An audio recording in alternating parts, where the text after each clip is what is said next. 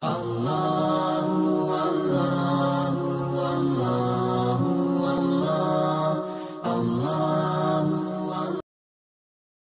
melanjutkan kembali ahsanal qasas, ya, sebaik-baik kisah yang Allah Subhanahu wa taala ceritakan di dalam Al-Qur'an.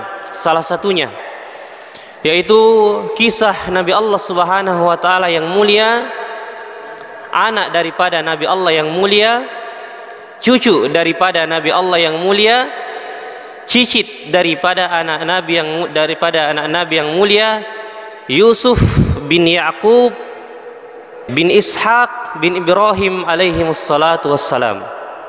Dan kemarin kita sudah menjelaskan ayat 23 24 saja, ya, 2 ayat saja kemarin, di mana pada alur kisah ini kita sudah sebutkan bahwasanya Nabi Yusuf alaihissalam melewati ujian yang bukan berupa kesedihan, bukan berupa penderitaan, tapi justru dilihat secara zahir dia adalah kenikmatan dunia. Tapi ini adalah perkara yang mungkar, yang ujung-ujungnya adalah murka Allah Subhanahu wa taala jika Nabi Yusuf alaihissalam tidak berhasil melaluinya. Itu ujian fitnah wanita, di mana kita sudah sebutkan bahwasanya beliau dengan kelebihannya, dengan ketampanan yang Allah Subhanahu wa taala berikan kepadanya, laqad utiya syatrul jamal, kata Nabi sallallahu alaihi wasallam, telah diberikan 1/2 dari ketampanan. Dan dia hidup di istana seorang perdana menteri Mesir, dan istri atau ibu angkat dari Nabi Yusuf ini, yaitu Zulaikha, tertarik kepadanya dan ingin melakukan perbuatan keji itu kepada Yusuf alaihissalam. Dan kita sudah sebutkan kemarin bahwasanya ujian ini lebih berat dibandingkan ujian yang dialami oleh Nabi Yusuf alaihissalam ketika dibuang oleh saudara-saudaranya di dalam sumur. Dan ada beberapa hal yang menunjukkan bahwasanya beliau pada ujian kali ini, ujian berupa fitnah wanita ini, menunjukkan bahwasanya beliau pada ujian yang sangat besar disebabkan karena beberapa hal. Apa yang menunjukkan bahwasanya ujian ini yang dialami oleh Nabi Yusuf betul-betul sangat besar dan tidak main-main. Kita sudah sebutkan beberapa poin kemarin, ya, kita memurojaah sedikit, mengulangi sedikit. Nabi Yusuf alaihissalam berada pada ujian yang sangat besar disebabkan karena pertama, dia dibawa berada pada kekuasaan perempuan tersebut, dia tinggal di rumahnya dan dia adalah khadim, pembantu, dan sekaligus menjadi anak angkat dari Zulaikha tadi. Yang kedua, perempuan tersebut yang mengajak dan bukan Nabi Yusuf. Kemudian dia mengunci pintu rapat-rapat. Ditambah lagi, dia adalah perempuan yang cantik, bermartabat, dan tinggal di istana, memiliki kedudukan di istana. Subhanallah. Maka ini menunjukkan bahwasanya Nabi Yusuf alaihissalam berada pada ujian yang sangat besar. Ditambah lagi jauh dari kampungnya, jauh dari orang tuanya. Dan kita mengatakan bahwasanya ujian yang dilalui oleh seseorang ketika berada jauh dari keluarganya itu gampang sekali mereka terjatuh pada dosa dan maksiat dibandingkan dengan dia bermaksiat di kampungnya, karena ada orang tuanya yang melihat, mengawasi, ya, dan sebagainya. Ditambah lagi Imra'atul Aziz, perempuan ini mengancam jika dia tidak melayaninya, dia akan memasukkannya ke dalam penjara. Nanti akan kita sebutkan kelanjutan kisahnya, atau memberikan azab yang pedih. Subhanallah. Maka ini semua menunjukkan bahwasanya Nabi Yusuf berada pada ujian yang sangat besar, namun cahaya iman, perasaan muraqabatullah, merasa diawasi oleh Allah yang sudah memenuhi hati Nabi Yusuf alaihissalam, yang kita sudah katakan bahwasanya ketika dia masih bersama dengan ayahnya, bagaimana Nabi Ya'qub menanamkan nilai-nilai tauhid, pada diri Nabi Yusuf alaihissalam sehingga membuat beliau tegar menghadapi ujian dan menggantungkan dirinya kepada Allah Subhanahu, berserah diri kepada Allah Subhanahu wa taala. Dan inilah keutamaan jamaah sekalian, ya, di mana Nabi kita Muhammad sallallahu alaihi wasallam mengatakan sab'atun yudhilluhumullahu fi dhillihi yauma la dhilla illa dhilluh. Ada 7 golongan yang akan dinaungi, dilindungi dari panasnya matahari di hari kiamat, di mana tidak ada lagi naungan dan perlindungan dari panasnya matahari yang hanya sejarak sejengkal atau 1 mil dari kepala seseorang. Sampai-sampai Nabi menggambarkan ada yang keringatnya sampai batas mata kakinya, ada yang keringatnya sampai batas lututnya, bahkan wa na'udzubillah ada yang tenggelam gara-gara keringatnya. Namun ada 7 golongan yang kata Nabi sallallahu alaihi wasallam yang tidak akan merasakan panasnya matahari di hari padang mahsyar itu, tapi justru merasakan kesejukan dan perlindungan di atas perlindungan dan naungan Allah Subhanahu wa taala. Di antaranya rajulun da'athum ra'ah dzata mansabin wa jamalin faqala inni akhafullah. Sesungguhnya seorang lelaki yang dipanggil oleh seorang wanita untuk bermaksiat dan melakukan perbuatan keji. Bukan hanya perempuan biasa, perempuan yang bermartabat, dzata mansabin wa jamal, memiliki kedudukan dan berparas wajah yang cantik. Namun dia mengedepankan cintanya kepada Allah Subhanahu wa taala sehingga dia mengatakan inni akhafullah, saya takut kepada Allah Subhanahu wa taala. Maka inilah salah satu golongan yang akan mendapatkan naungan tersebut. Jamaah dimulakan oleh Allah. Begitu berat ya sebagai seorang lelaki, apalagi yang masih muda, menghadapi fitnah yang sangat besar seperti ini. Makanya Allah Subhanahu wa taala, Nabi Yusuf alaihissalam mengetahui kelemahan dirinya dan langsung mengatakan ma'adzallah, saya berlindung kepada Allah Subhanahu wa taala dari perbuatan tersebut. Ditambah dia mengatakan innahu rabbi ahsana mathwaya, sesungguhnya Tuanku. Tuanku di sini apa tafsirannya? Siapa yang dimaksudkan dengan Rabbi di sini? Ada 2 tafsirannya ya. Pertama, siapa? Perdana Menteri Mesir, ya, suami dari perempuan itu. Yang kedua apa? Rabbi di sini maksudnya Allah Subhanahu wa taala. Innahu Rabbi, sesungguhnya tafsiran pertama Tuanku, artinya Perdana Menteri Mesir telah berbuat baik kepadaku, telah memuliakanku dan telah memberikan aku tempat yang layak, kemudian telah merawatku, mendidikku dan memberikan aku tempat terbaik. Mana mungkin aku mengkhianatinya? Hal jazaa'ul ihsani illal ihsan, apakah balasan perbuatan baik itu harus dibalas dengan perbuatan baik? Tentu iya. Tafsiran yang kedua, innahu rabbi ahsana mathwaya, sesungguhnya Tuanku Allah telah berbuat baik kepadaku. Karena Allah telah memberikan nikmat kepadanya, telah menyelamatkan dia dari ujian, dikeluarkan dia dari sumur, kemudian telah mengangkat dia sebagai nabi dan rasul. Maka mana mungkin aku bermaksiat kepada Allah Subhanahu wa taala dengan perbuatan itu.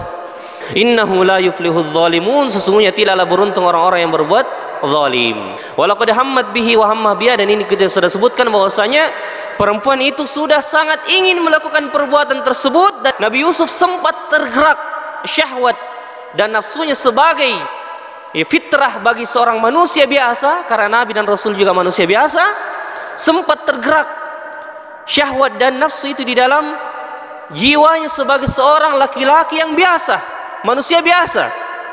Laula arra'a burhana rabbi, sekiranya ia tidak melihat tanda-tanda dari Tuhannya. Dan ini sudah kita sebutkan, ada beberapa perkataan dari ulama tafsir mengenai apa maksud dari tanda-tanda Tuhannya ini, ya. Tapi pendapat yang benar atau pendapat yang kuat adalah wa'idhul qalb, cahaya iman yang menyinari dan sudah tertanam di dalam hati beliau, sehingga itulah yang mencegah dia dari berbuat maksiat. Ya, barang siapa yang tulus, ikhlas beribadah kepada Allah Subhanahu wa taala, Allah akan menyelamatkan dia dari maksiat dan dosa. Makanya ya Allah mengatakan setelahnya, kadzalika linasrifa anhu su'a wal fahsya, demikianlah kami menyelamatkan ia dari perbuatan keji, dari perbuatan buruk. Apa lanjutannya? Innahu min ibadinal mukhlasin, sesungguhnya dia termasuk hamba-hamba kami yang ikhlas kepada kami dalam beribadah, dalam tauhidnya, ya, dalam berbaik kesehariannya. Ya, kita lanjut. Ayat ke-24, ayat ke-25 Allah mengatakan wastabaqal baba wa qaddat qamisuhu min duburin wa alfa ya sayyidaha ladal bab. Maka ketika Nabi Yusuf alaihi salam sudah berlindung kepada Allah dan kemudian dia tertahan dari dia terkontrol dari mengendalikan hawa nafsunya, itu Allah menyelamatkan dia, maka dia berlari, ya, berlari menuju pintu. Ini jemaah sekalian yang dimuliakan oleh Allah Subhanahu wa taala, bisa kita bayangkan kalau kita memikirkan, kita sudah mengatakan bahwasanya semua pintu istana tertutup. Sekitar 7 pintu istana ditutup oleh Zulaikha untuk melakukan rencana buruknya itu. Dikunci rapat, tidak ada selain mereka berdua. Dan ketika Nabi Yusuf alaihissalam melihat tanda dari Allah Subhanahu wa taala, maksudnya cahaya iman yang Allah Subhanahu wa taala selamatkan dia dari perbuatan maksiat tersebut, ia berlari menuju pintu. Kalau kita pikir, mengapa Nabi Yusuf berpikir dan mengambil jalan untuk berlari menuju pintu, padahal pintu sudah tertutup, tidak ada jalan keluar? Kalau orang yang menuruti hawa nafsunya itu, dia mengatakan, sudah tertutup meja pintu ini, tak kalah ini. Sudah tidak ada lagi jalan, tidak ada lagi yang bisa dilakukan, apalagi dia sudah mengancam. Tapi di sini pelajaran besar kata para ulama, seseorang yang melarikan diri dari fitnah, bagaimanapun ia berusaha untuk melarikan diri dari fitnah, meskipun dengan langkah-langkah yang sedikit, Allah akan menyelamatkannya. Allah akan menyelamatkannya. Jadi ikhwas sekalian, jika terpampang di hadapan kita maksiat, kemudian kita berkesempatan untuk melihat, untuk melakukan maksiat tersebut, segera palingkan diri kita dan mundur, dan kalau bisa berlari meninggalkan tempat tersebut. Maka ketika Allah Subhanahu wa taala melihat kesungguhan Nabi Yusuf berlari dari tempat fitnah tersebut, maka Allah menyelamatkan dia. Ya, maka ini di sini ikhwas sekalian, Allah ingin melihat ketika Allah menguji kita di hadapan maksiat tersebut, di hadapan ada sebuah dosa di hadapan kita, disitulah Allah menguji bagaimana tulusnya, ikhlasnya dan takutnya kita kepada Allah. Apakah kita memperturutkan hawa nafsu kita, di mana nafsu mengajak untuk melakukan perbuatan tersebut? Tapi disitulah titik yang paling berat, ikhwas sekalian yang dimuliakan oleh Allah Subhanahu wa taala. Disitulah titik yang paling berat. Tapi barang siapa yang melangkah sedikit saja menghindari tempat maksiat itu, Allah akan menyelamatkan dia dari maksiat. Allah akan menyelamatkan dia dari maksiat. Berbeda dengan orang yang tetap tinggal di situ, kemudian ya dia mengatakan, insya Allah saya bisa lewati, saya bisa terselamatkan. Tidak ada yang menjamin ikhwas sekalian, tidak ada yang menjamin jamaah sekalian. Siapa yang berada pada sebuah tempat fitnah, bagaimanapun kuatnya imannya, tapi kalau dia tidak berusaha melarikan diri, boleh jadi syaitan akan bermain di situ dan akan menjatuhkan dia. Sebagaimana siapa? Ahli ibadah yang sudah kita ceritakan pada pertemuan yang lalu. Jemaah yang dimuliakan oleh Allah. Maka di sini pelajaran. Tertutup pintu, tapi Nabi Yusuf alaihissalam tetap mengambil sebab untuk melarikan diri dan menyelamatkan diri dari maksiat tersebut. Maka Allah mengatakan wastabaqal baba. Nabi Yusuf berlari menuju pintu. Wa qaddat qamisuhu min duburin. Kemudian perempuan ini mengejar Nabi Yusuf alaihissalam dan menarik bajunya dari belakang, sampai baju Nabi Yusuf alaihissalam robek di bagian belakangnya. Sudah robek karena sudah mau sekali melakukan hal tersebut. Maka ketika Nabi Yusuf berlari ke pintu tersebut, subhanallah, Allah mengatakan di sini wa alfa ya sayyidaha ladal bab. Maka ketika keduanya berlari dan perempuan itu menarik baju Nabi Yusuf hingga terkoyak, robek, dan keduanya mendapati suami perempuan itu di depan pintu. Subhanallah. Bagaimana caranya? Padahal pintu tertutup. Wallahu ta'ala alam. Boleh jadi dengan izin Allah Subhanahu wa taala, karena Allah ingin menyelamatkan Nabi Yusuf. Karena Nabi Yusuf tadi sudah bersungguh-sungguh melarikan diri dan menyelamatkan diri dari maksiat, Allah berikan jalan keluar dan keselamatan dari maksiat, sehingga keduanya ketika Nabi Yusuf dikejar oleh perempuan ini sampai di depan pintu, tiba-tiba perempuan ini mendapatkan suaminya ada di depan pintu. Wa alfa ya sayyidaha ladal bab. Maka kita bisa bayangkan bagaimana reaksi kedua orang ini, Nabi Yusuf alaihissalam dan perempuan ini. Nabi Yusuf alaihissalam karena dia adalah orang yang tertuduh, tentu dia biasa-biasa saja karena yakin dia tidak bersalah. Tapi yang menjadi panik yang luar biasa perempuan yang satu ini, ya, hingga kemudian dia membalikkan fakta. Pas dia lihat suaminya langsung, dan ini bukti bahwasanya tipu daya dan makar perempuan itu sangatlah besar. Makanya di ayat ke-28 Allah mengatakan di situ, inna kaidakunna azim, sesungguhnya tipu daya kalian wahai para wanita sangatlah besar. Ya, coba lihat bagaimana ketika Imra'atul Aziz, ketika perempuan ini mendapati suaminya ada di depan pintu, langsung dia putar otaknya. Ya, langsung dia putar pikiran bagaimana caranya agar dia selamat dari tuduhan, selamat dari kemarahan suaminya dan kebencian suaminya. Dia langsung mengatakan, qalat ma jaza'u man arada bi ahlika su'an illa ayyusjan au adzabun alim. Ya, dia langsung mengatakan, wahai suamiku, apakah balasan bagi orang-orang yang menginginkan kepada keluargamu keburukan kecuali dipenjara atau diberikan azab yang pedih. Dia yang menuduh, kemudian dia juga yang menghakimi, padahal dia yang ingin melakukan perbuatan tersebut. Coba lihat bagaimana besarnya tipu daya wanita itu. Iya, mohon maaf ibu-ibu di belakang ya. Bukan berarti ini kejelekan bagi para wanita, tapi makanya di ujung-ujungnya nanti bagaimana pelajaran ini bisa kita ambil, khususnya kaum ibu-ibu, bahwasanya karena Allah sudah menjadikan kita makhluk yang istimewa, yang diberikan kelebihan oleh Allah Subhanahu wa taala, maka kita mempergunakan kelebihan itu di jalan yang benar. Maka dia langsung mengatakan, apakah balasan bagi orang yang menginginkan kepada keluargamu keburukan kecuali dipenjara atau diberikan azab yang sangat pedih. Apa tujuannya kata-kata ini? Agar suaminya menganggap bahwa saya Nabi Yusuf lah yang ingin melakukan perbuatan keji itu bersama istrinya. Makanya dia langsung putar balikkan fakta. Dia langsung mengatakan seperti itu. Maka jamaah yang dimuliakan oleh Allah Subhanahu wa taala, Nabi Yusuf tentu tidak diam saja begitu. Dia langsung mengatakan, qala hiya rawadatni an nafsi, dialah ya yang menggoda diriku.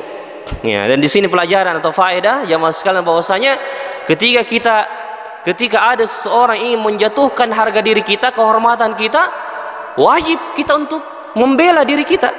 Tidak boleh kita mengatakan, biar nih nanti dia tonji yang berdosa. Jangan. Seperti Nabi Yusuf alaihissalam, dia tetap membela dirinya meskipun dia tahu bahwasanya Allah Subhanahu wa taala akan menolongnya dan mengungkap siapa sebenarnya yang bersalah pada peristiwa ini, tapi dia tetap membela dirinya agar kemudian kehormatan dirinya tidak dijatuhkan. Karena ini kehormatan, harga diri ini sangat mahal jemaah sekalian. Jadi wajib, bahkan sebagian ulama mengatakan wajib kita membela kehormatan kita, harga diri kita, menjelaskan kalau ada orang yang menuduh kita tidak baik, kita jelaskan. Jangan kita artinya ingin ditekan kemudian membiarkan hal tersebut yang kemudian boleh jadi kepercayaan teman-teman masyarakat hilang kepada kita. Makanya Nabi Yusuf mengatakan, qala hiya rawadatni an nafsi, dialah yang menggoda diriku. Maka Perdana Menteri Mesir ini bingung, siapa yang sebenarnya pelaku kesalahan di sini, istrinya atau Yusuf alaihissalam? Dan jamaah sekalian dimuliakan oleh Allah Subhanahu wa taala, Nabi Yusuf kita tahu Nabi Yusuf hanya seorang khadim, seorang pelayan di istana tersebut. Meskipun diangkat menjadi seperti anak, tapi tetap dia berstatuskan khadim, pelayan di istana tersebut yang tidak bisa berbuat apa-apa. Apalagi dia berada pada dua kekuasaan orang ini, Perdana Menteri Mesir dan istrinya. Maka kita bisa bayangkan bagaimana keadaan Nabi Yusuf pada saat itu yang dituduh dengan perbuatan tersebut. Tapi jamaah yang dimuliakan oleh Allah, jika seorang itu dinilai dengan keikhlasannya, Allah tahu bagaimana ia beribadah kepada Allah Subhanahu wa taala. ketika Allah tahu bagaimana ia memperbaiki hubungannya kepada Allah dan bagaimana keyakinannya kepada Allah Subhanahu wa taala mengenai iman, takwa yang ada di dalam hatinya, Allah akan memberikan jalan keluar kepadanya. Allah tidak akan membiarkan ia berada pada tuduhan yang menjatuhkan kehormatannya. Allah tidak akan biarkan ia namanya menjadi jelek di tengah masyarakat. Tidak akan pernah. Makanya ketika kita bisa bayangkan Nabi Yusuf pada saat ini dalam keadaan terdesak, terjepit, makanya di sini adalah kelembutan dan kasih sayang Allah di dalamnya. Ya subhanallah, kita sudah sebutkan beberapa pertemuan yang lalu bagaimana dalam fase dan alur cerita ini selalu ada kelembutan Allah, kasih sayang Allah kepada Nabi Yusuf ketika mendapati ujian. Mulai dari ketika dia dibuang di sumur, ya, kemudian dia dijual, ketika dia bermimpi, sampai pada masalah ini masih terlihat bagaimana kelembutan dan kasih sayang Allah Subhanahu wa taala kepada Nabi Yusuf alaihissalam. Dan bukankah kita sudah katakan di awal pertemuan bahwasanya di antara maksud dan tujuan diturunkannya surah ini adalah at-tathbit, peneguhan hati bagi Nabi sallallahu alaihi wasallam di tengah banyaknya dan tertekannya beliau dengan gangguan orang-orang Quraisy, banyaknya rencana-rencana jahat, banyaknya rencana-rencana buruk yang akan menimpa beliau. Tapi Allah ingin meyakinkan Nabi sallallahu alaihi wasallam pada surah ini, kisah ini, bahwasanya wahai Nabi, bagaimanapun besarnya ujian yang engkau rasakan, bagaimanapun besarnya ujian, cobaan yang engkau hadapi, Allah bersamamu. Allah akan memberikan kelembutannya, kasih sayangnya kepadamu wahai Nabi, sebagaimana Allah berikan kepada Nabi Yusuf alaihissalam.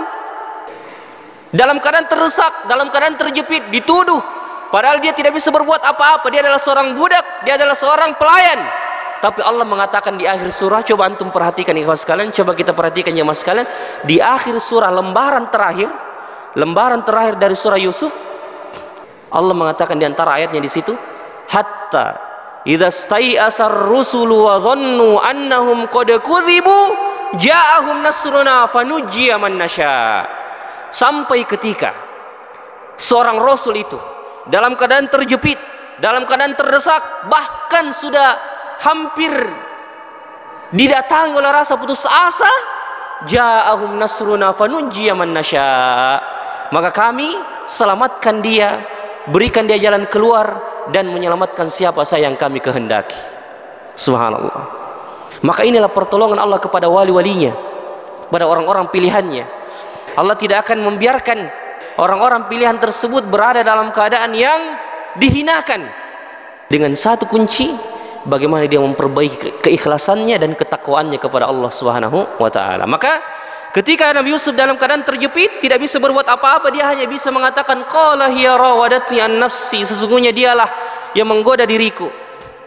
Ya, maka orang-orang pun bingung, termasuk Perdana Menteri ini bingung, siapa sebenarnya pelaku kejahatan di sini. Maka subhanallah, disinilah datang pertolongan Allah Subhanahu wa taala, kelembutan Allah, kasih sayang Allah kepada Nabi Yusuf alaihissalam. Allah mengatakan wa syahida syahidum min ahliha, maka didatangkan seorang saksi untuk memutuskan perkara tersebut. Bahkan di sini ada dua pendapat dari kalangan ulama tafsir, siapa yang dimaksud saksi yang didatangkan di sini. Ada yang mengatakan laki-laki dewasa yang merupakan keluarga dari perempuan itu, keluarga dari Perdana Menteri yang tinggal di istana.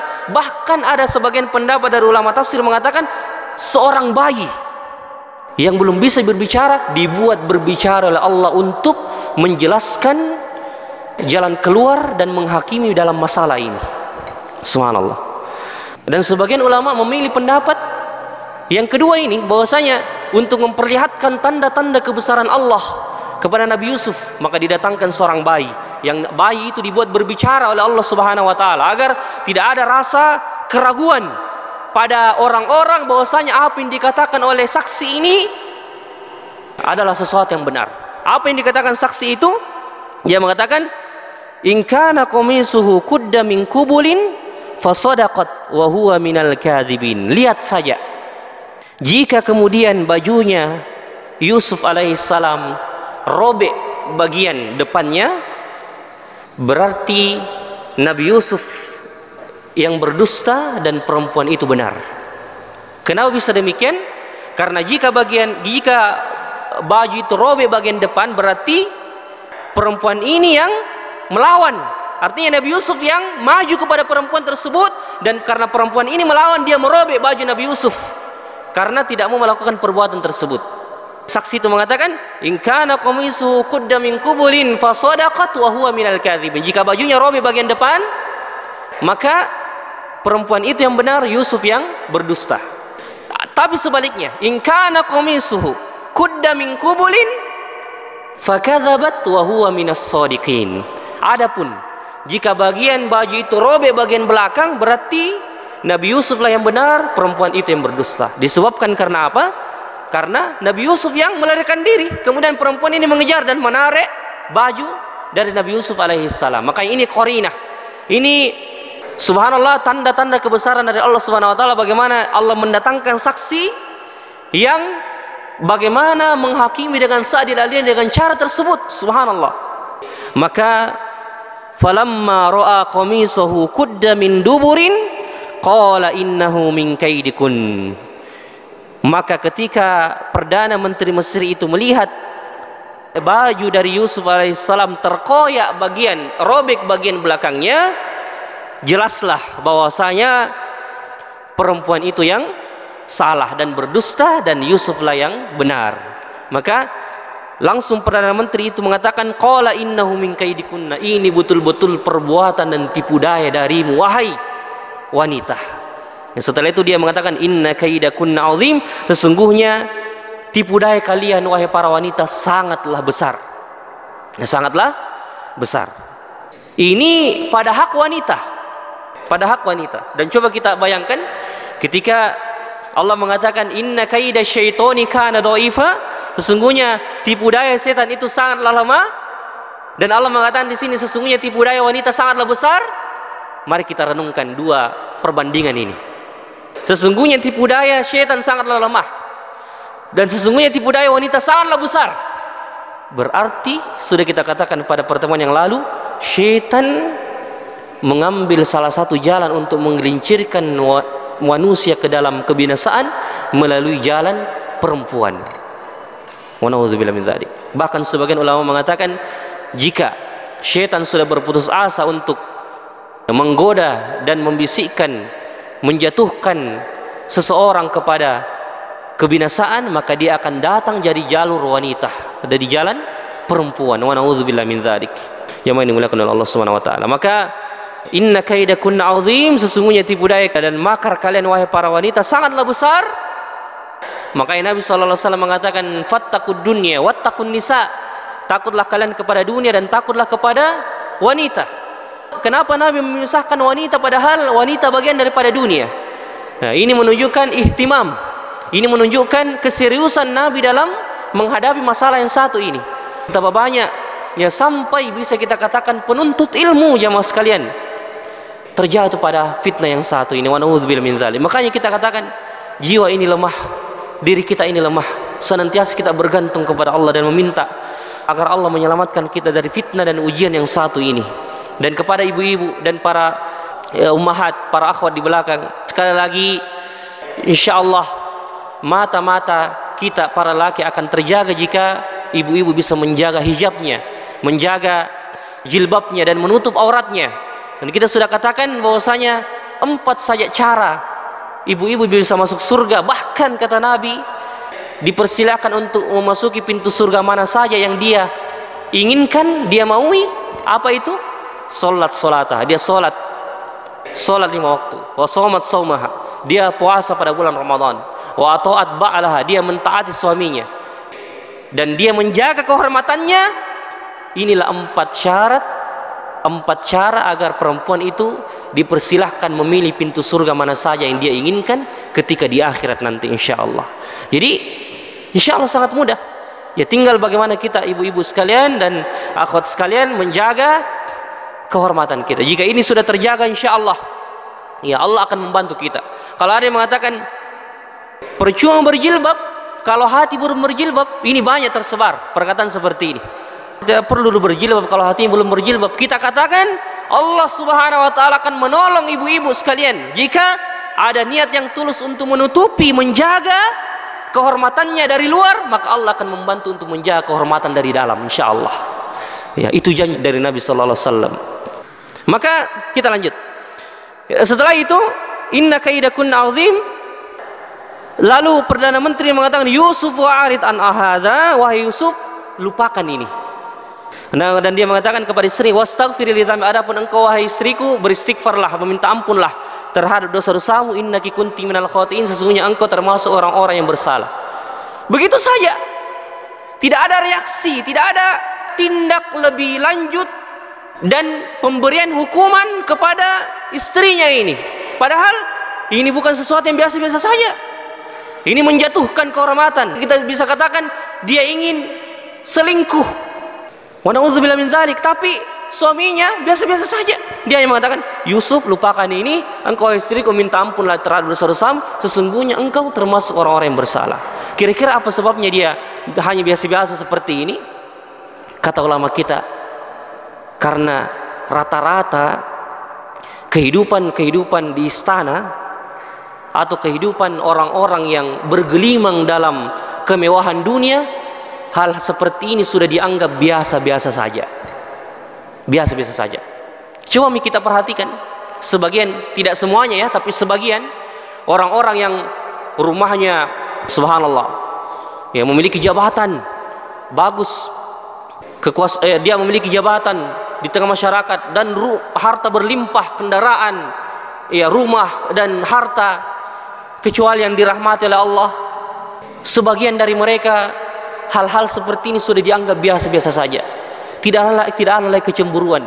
Padahal Nabi sallallahu alaihi wasallam mengatakan ada suatu golongan di hari kiamat nanti yang tidak akan diajak berbicara oleh Allah, tidak disucikan oleh Allah, dan baginya azab yang sangat pedih di akhirat.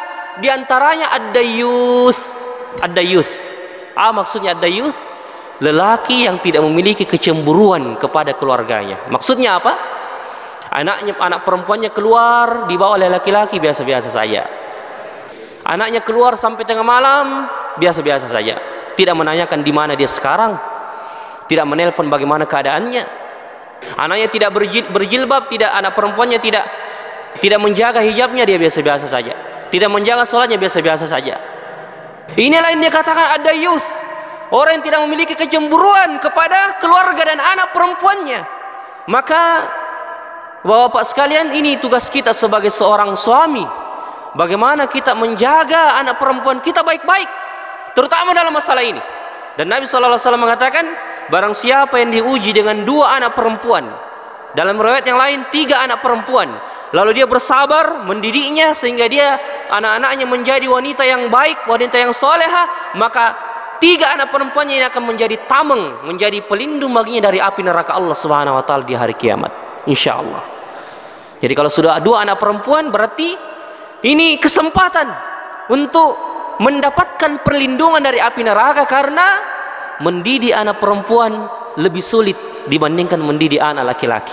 Menurut sebagian pendapat dari ulama kita dan ahli psikologis dalam masalah ini.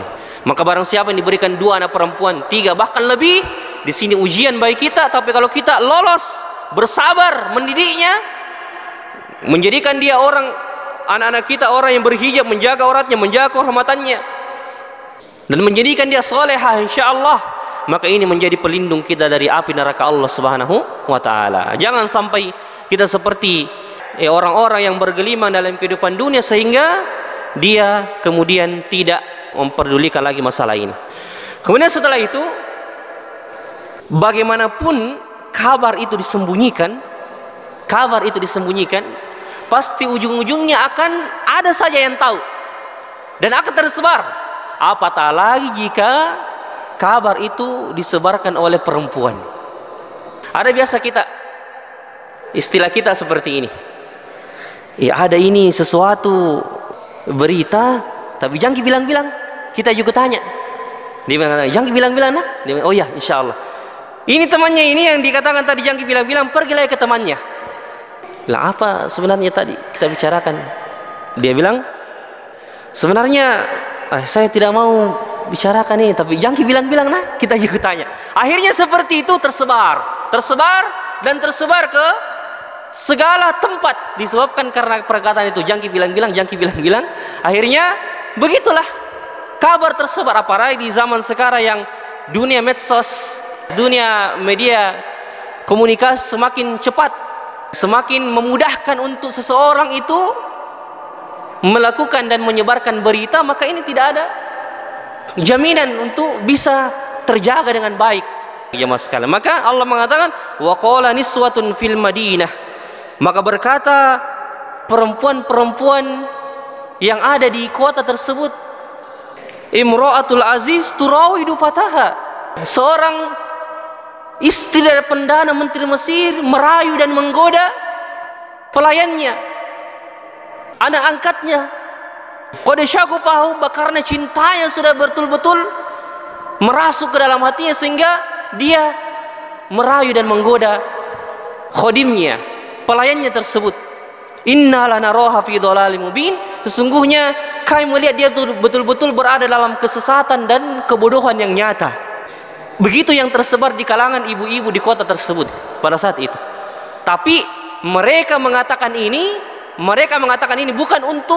bukan hanya untuk mencelah, bahkan sebagian ulama bukan sebenarnya untuk mencelah Zulaiha atau istri dari Perdana Menteri Mesir ini, tapi ini makar dari mereka, tipu daya dari mereka agar mereka ingin sampai kepada istana itu, dipanggil oleh istri Perdana Menteri Mesir itu untuk melihat langsung Nabi Yusuf alaihissalam. Maka yang dikatakan di sini makra, dikatakan di sini makar dan tipu daya, karena mereka mengatakan seperti itu. Sesungguhnya istri Perdana Menteri Mesir tergoda dengan merayu dan menggoda sendiri pelayannya. Qad syaghafaha hubba, dan dia sungguh mencintainya. Yang dicintai sudah merasuk ke dalam jiwanya. Inna lanaraha fi dhalalim mubin. Sengaja mereka membesar-besarkan kata-kata ini agar sampai di telinga istri Perdana Menteri Mesir, agar mereka ingin melihat Nabi Yusuf alaihissalam bagaimana sih tampang dan mukanya itu Nabi Yusuf, sehingga istri Perdana Menteri sendiri jatuh cinta dan terayu, tergoda olehnya. Maka lanjutannya kita akan sebutkan pada pertemuan yang akan datang. Subhanakallahumma rabbana wa bihamdik, asyhadu an la ilaha illa anta, astaghfiruka wa atubu ilaik. Akhiru da'wana alhamdulillahi rabbil alamin. Assalamualaikum warahmatullahi wabarakatuh.